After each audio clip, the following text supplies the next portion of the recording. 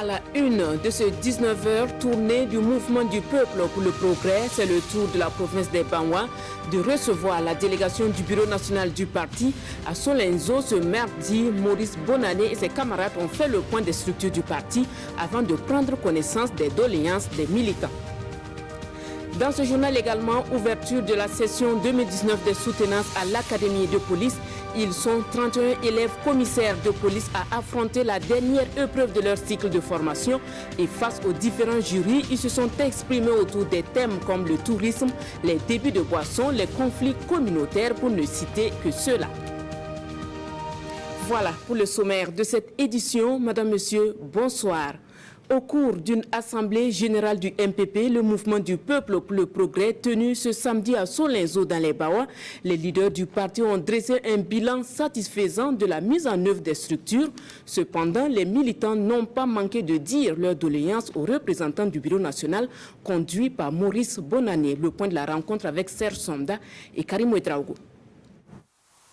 C'est une assemblée générale qui a réuni les militants du mouvement du peuple pour le progrès MPP, le parti du soleil levant, ici à Solenzo. Au cours de cette assemblée générale, il a été question du bilan de la mise en place des nouveaux bureaux des sections et sous-sections du parti dans cette province. Les structures sont entièrement mises en place et nous sommes satisfaits du processus parce que ça a été un processus consensuel. C'est ce qui était demandé au niveau de la direction du parti et c'est ce que nous avons obtenu ici dans cette province, comme dans les autres provinces de notre région, la boucle du Moun. Ce que nous souhaitons, c'est que les uns et les autres se mettent au travail pour un plus grand rayonnement du parti dans la province, dans les communes et dans la région.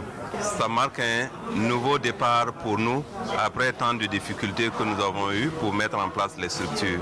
Et nous croyons que leurs échanges nous ont donné une chance de faire un départ et un vrai départ pour le rayonnement du parti dans la province. Le coordonnateur régional a invité les nouveaux responsables de ces structures à la cohésion, au sacrifice et à la discipline du parti. Les militants ont échangé avec la délégation du bureau national. Des échanges qui ont tourné autour de la vie du parti et des préoccupations des militants.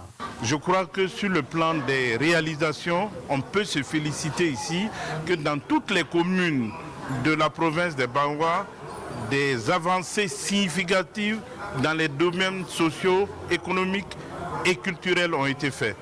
Les grands défis qui restent, c'est le bitumage de la route d'Edougou-Solenzo. Des efforts seront faits pour que cette doléance, cette préoccupation importante puisse trouver une solution.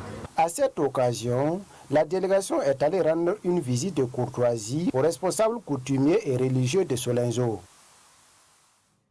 Depuis hier, à Ouagadougou, les élèves commissaires de police ont entamé la dernière épreuve de leur formation. À l'Académie de police, 31 soutenances sont programmées pour cette session de 2019. Les futurs commissaires de police se sont exprimés sur des thèmes divers, parmi lesquels le terrorisme, les débits de boissons et les conflits communautaires. C'est un compte-rendu signé Amadou Ilboudo et Nathalie Sawadgo-Nabalou. Ils sont au total 31 élèves commissaires issus de la 3e promotion à soutenir cette année à l'Académie de police à Pabré.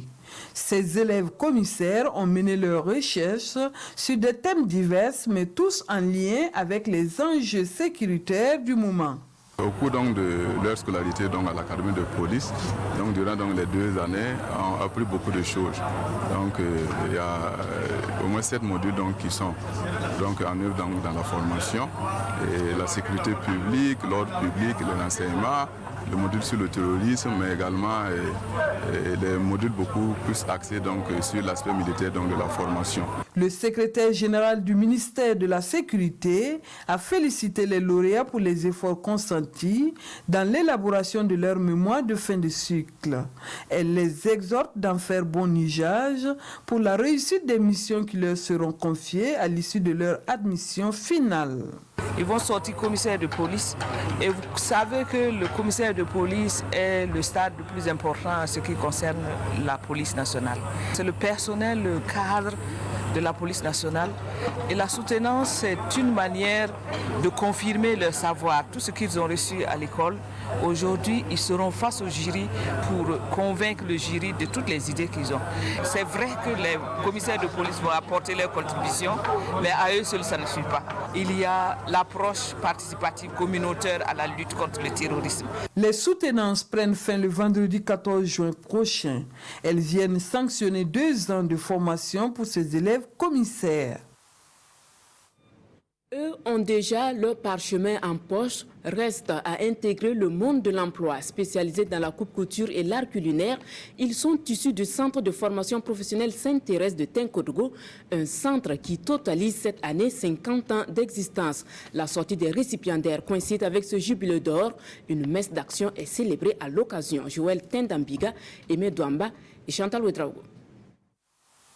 50 années d'existence et plus d'1 millier de jeunes filles formées au métier de la coupe-couture et de l'art culinaire, le centre de formation professionnelle Sainte-Thérèse de Tinkodogo célèbre ici son jubilé d'or. Le centre Sainte-Thérèse de l'enfant Jésus de Tinkodogo a pour objectif d'éduquer la jeune fille pour son épanouissement social et son réinsertion dans la société. À l'occasion du 50e du centre, 13 apprenantes reçoivent leurs attestations de fin de formation. Et cette promotion se dit fière des compétences acquises. On a appris la couture, la coupe. Si je gagne ma machine, je quitte ici, je rejoins mes parents. J'ouvre mon atelier et puis je continue mes travaux. La promotion sortante bénéficie également du soutien du gouvernement à travers des dons de kits d'installation. Dans le cadre de l'autonomisation de la jeune fille, le gouvernement a mis en place un programme d'insertion professionnelle de la jeune fille.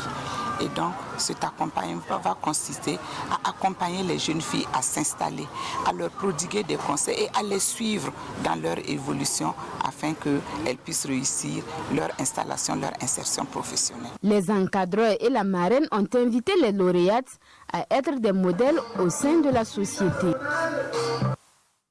Ce n'est pas encore le temps pour une sortie de promotion au centre d'éveil et d'éducation préscolaire privé Simi de Gawa, mais la clôture de ces activités pédagogiques et culturelles de l'année scolaire 2018-2019.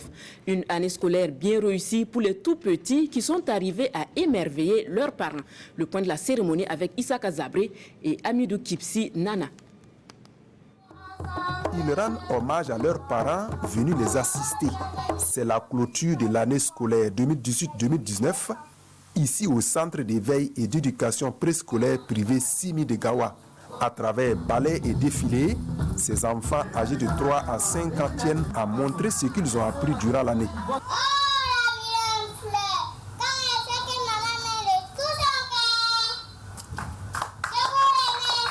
Alors nous avons surtout remarqué une nette amélioration de nos enfants qui ont fréquenté ce centre pour la première fois. En tout cas, le changement de comportement nous a beaucoup épatés et nous pouvons dire que dans l'ensemble, c'est une année réussite pour le centre. Le mariage forcé, le non-respect des feux tricolores sont entre autres les thèmes abordés par les sketchs des tout-petits. Une façon pour les premiers responsables du centre de leur inculquer les valeurs du civisme et du patriotisme par la socialisation et l'apprentissage. C'est beaucoup plus la partie apprentissage culturel et artistique qui est montrée. Voilà. Mais bon, pour le cas du centre d'éveil d'éducation préscolaire privé Simi, c'est une première et c'est très important dans l'histoire en fait, de cette école naissante. En termes de bilan, je ne pourrais pas prendre les différences de l'homme, mais c'est vraiment une grande satisfaction. Je m'appuie d'abord sur le niveau d'exécution des différents programmes qu'il y a eu, au niveau des sections, par rapport à la progression, mais aussi l'évaluation de chaque enfant à travers la grille d'évaluation des acquis. Le centre d'éveil et d'éducation préscolaire privé Simi de Gawa est à sa première année de fonctionnement avec 14 pensionnaires. Tous sont repartis avec les résultats de leurs travaux et des mains chargées de cadeaux. Et une bonne école doit disposer de certaines informations sur ses élèves. À ce sujet, les stagiaires de l'École nationale de santé publique n'ont plus à s'inquiéter. L'école a reçu une dotation de 700 manuels de procédure et de 5 ordinateurs pour appuyer le processus d'intégration du système d'information logistique dans les curricula des élèves infirmiers et sages-femmes. Et le donateur n'est autre que l'USAID, l'Agence internationale des États-Unis pour le développement. Urbain Benito Somé et Maxime Zongo. Ce sont au total 700 manuels de procédure et 5 ordinateurs que l'École nationale de santé publique reçoit de l'Agence internationale des États-Unis pour le développement USAID.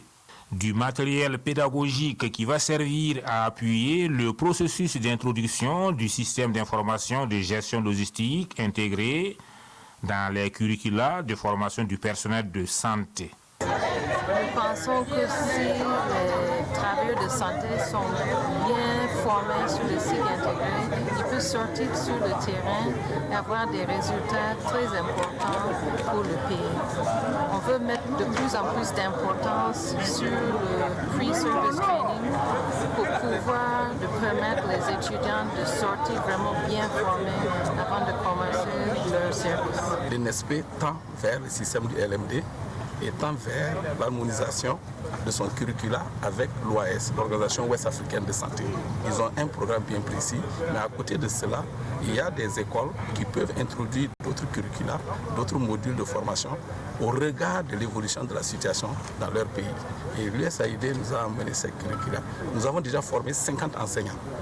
Et nous avons demandé à former à nos régions également de s'auto-former parce que ces 50 viennent de nos 8 régions des écoles des NSP. Et donc, bientôt, nous sommes en train d'étudier l'intégration de ce système dans notre curricula. Nous sommes dans ce mouvement. Donc, et je pense que cette dynamique est en train de se faire. Nous avons fait des ateliers en la matière. À la rentrée prochaine, nous allons certainement intégrer donc l'enseignement de ce système d'information et de gestion intégrée. Après le financement de la formation de 50 enseignants permanents de l'École nationale de santé en janvier dernier, l'USAID revient avec ce projet qui vise la formation de qualité du personnel de santé dans une trentaine de filières. En page culture, nous allons à Numundara, village situé à 25 km de Bobo-Dioulasso. Dans cette localité, les valeurs culturelles sont en déperdition. Beaucoup sont rangés dans les oubliettes. Les fils de Numundara décident alors de récupérer ce qui peut encore l'être au profit de la jeune génération, d'où le Migari, une cérémonie qui s'est déroulée ce 8 juin. Le résumé avec Lamine Karantao et Amadou Lougué. Ces guerriers Tiefo de retour des champs de bataille célèbrent fièrement la victoire sur l'ennemi. Des meules pour écraser autrefois les graines de céréales, cette lampe d'éclairage qui tient à ce fil de coton et au beurre de karité, ou encore ces menottes pour délinquants, sans oublier cette couchette à l'ancienne, ce panier qui servait de garde-robe pour les femmes, et enfin ces plats tissés et en terre cuite. Des éléments culturels jadis pleins de sens, mais qui risquent de disparaître ou ranger aux oubliettes chez les Tifos.